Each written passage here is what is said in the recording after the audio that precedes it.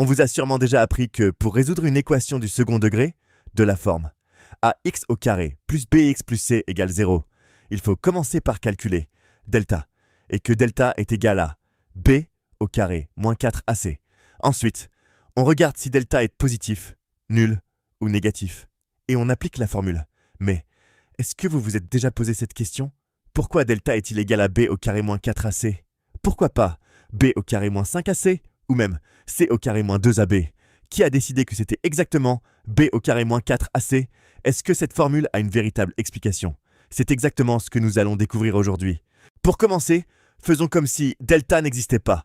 Nous allons essayer de résoudre l'équation sans utiliser aucune formule déjà connue. On part de ax au carré plus bx plus c égale 0, avec a différent de 0.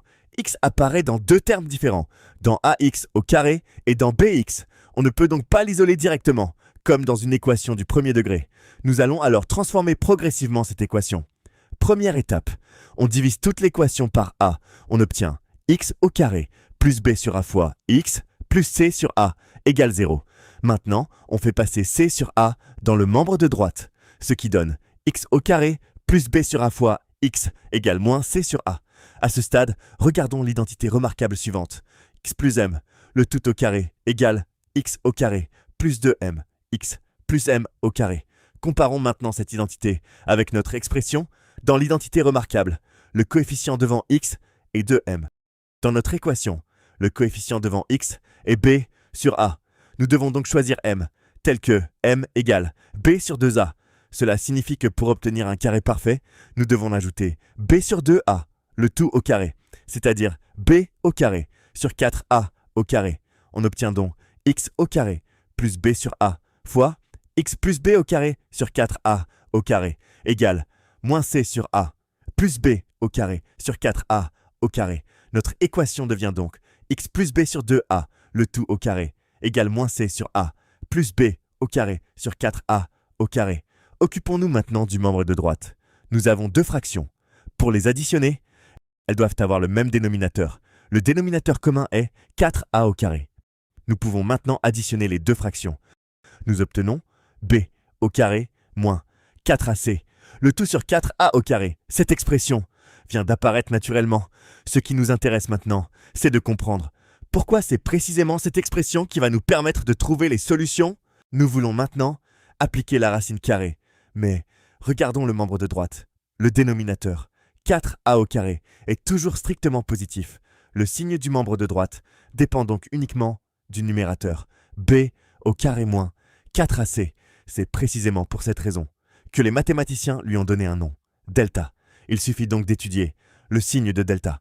Et il n'existe que trois possibilités, delta négatif, nul ou positif.